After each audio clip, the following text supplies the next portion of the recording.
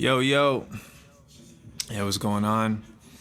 It's Ashton, aka the Penthouse Playboy, coming live from the Watchtower, or so we call it over here. Home base. It's the day after we just released What's a Moment to Forever. You know, a little something we put together while we cook up amaretto.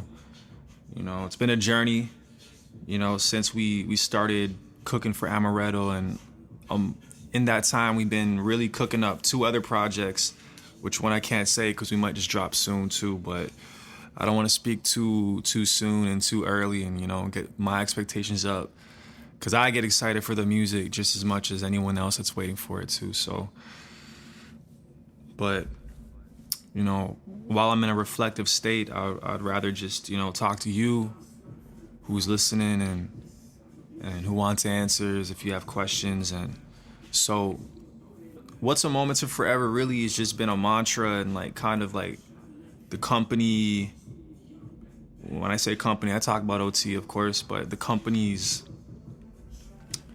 kind of motto, and because we've always been trying to put words together and a phrase or a slogan or like an elevator pitch for what this OT shit is to pair with the rose, and really it just comes down to like moments and how long do those really last in the grand scheme of things, of time, and how big of a moment do you go for, and how much weight does a moment really carry. And the answer always varies from person to person and time from time, but we always try to add more depth and weight to what we got. But in terms of the album, or the EP I should say, because it's only 4 records, until we drop Amaretto, of course.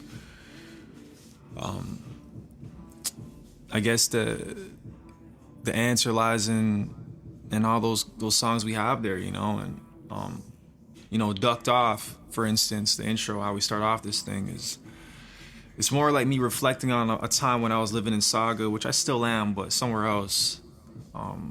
There's a time where I had a moment to decide, if I wanted things to go a certain way, and how it went was, I had my boy with me, and if I didn't make a smart decision, shit could have gone left really, really fast. So, I could have made a decision to, fuck my whole shit up, excuse my language, or mess my whole thing up. So I'm glad I made the right decision in that moment, to sustain my forever. And we always talk about, just how do we last the longest? How do we take this thing further than us, and how far can we go? And that was answered there in that situation. Now we go down to track 2, Fenty, featuring my boy Danza in LA. Shout out to Apollo for connecting us, because I feel like we really have a genuine friendship brewing now, and we are trying to cook up a little joint tape. Without speaking too soon, again, we have all these plans, and I'm working hard on it. We're all working hard on it over here at OT. Shout out to Tay, shout out to DF, shout out to Amanda, Yeah, Fenty, like, it comes down to, what are, some things only last a moment. This Playboy phase I'm in right now, I'm singling and mingling. I have a few ones that hold me down, but, like, I'm in a moment in my life where, I do want to have fun, and I do want to be myself and not worry about a filter, worry about my actions affecting someone else, my relationship, or my, in that sense. Because when you're in a relationship, you do represent your other half and that other person. And right now I got to represent myself and my company and my team and my gang. So, unfortunately things take a turn, but, through that dirt, roses grow. And so far this rose is doing its thing, for lack of better words. So that's what Fenty is, just me having fun, me talking my shit. And, I think we all go through those phases, and I don't know how long it's going to last, but I'm going to make sure I enjoy it while I'm here, and just live in the moment and be present. Now we go down to track 3, Red Velvet, where I've had that record for at least 4 years or something like that. A time when the team looked different. There was more heads on the dragon, you could say, when we were just slaying and attacking. And We were cooking up. And I think that was a time when DF was trying to get some more placements for Travis. And so we were just dealing with a lot of production and just like, chefing up day in, day out, just trying to make shit work. But I think out of that mess, correct me if I'm wrong, DF, but we got Red Velvet out of that. And through years passing, I always kept going back to it. And, it was always kind of a rough record, but I felt like it just had a feel to it that you couldn't really take away from. You couldn't really put a thumb on it. So, that's that. And, it just had that feel like, I'm a kind of guy where, I like to feel like, Gotham City Nights. Like there's a building in Mississauga, the city I'm at, and, where I claim and, proud to be homed at and represent.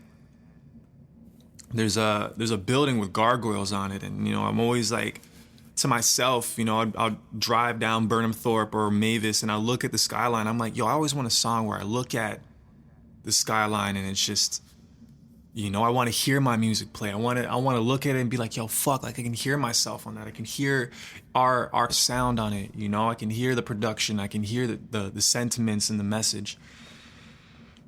So that's Red Velvet right there, and then skimming along to track 4, Palace of Versailles, another record that's been, lasting the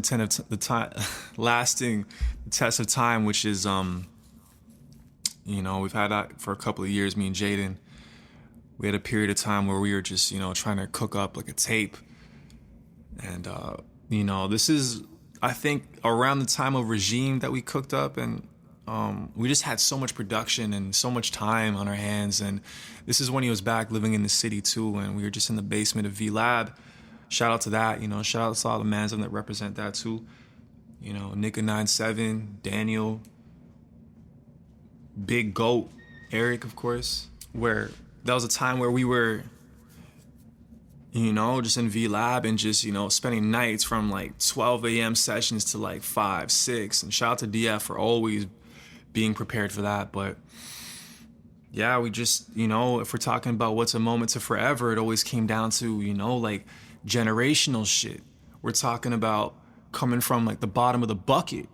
I'm from Scarborough, and, it took a lot to get out of that. A single mom household, working 2 jobs, double shifts, and so I'm reflecting on that in my perspective, and as well as Jaden talking about, just wanting more and generational wealth, and how far can we take this, and I think if we put our minds together, and we always do that very well, I feel like if we always just stay persistent and consistent and real with each other, we'll be able to accomplish that. So it's going to be a journey. It's a long journey.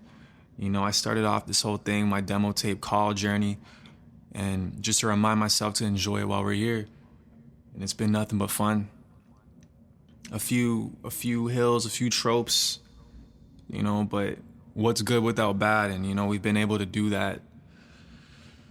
Been able to turn a lot of negativity and a lot of negative energy in the city into good shit. A lot of good link ups, a lot of connecting people with each other, just by the sentiment and the energy that we carry over here. So Palace of Versailles is that, just housing that mentality, manifesting good shit, manifesting the highest of your goals, and knowing that you might seem far from it, but really you're just a hop, skip, and a jump from it. So, so yeah, what's a moment to forever, and my job is to continuously put definition into it, continuously represent the good and the bad and the realistic. And, we're having fun up here, I'm proud of myself. I'm proud of ourselves. I'm proud of OT. I'm proud of this shit we got going. That road's gonna stay upside down and last forever, because what's a moment to forever, baby? And shout out to you for listening to this, listening to the project. We got more coming. Right now, it's October 31st, weekend of the drop. And yeah, man. Let's see what we got going on. Until then, I'm out.